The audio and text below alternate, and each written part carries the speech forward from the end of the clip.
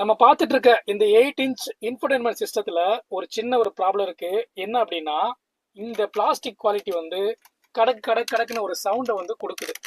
இது நம்ம டிரைவ் பண்ணும்போது எனக்கு பயங்கர ஒரு அனாயன்ஸா இருக்கு.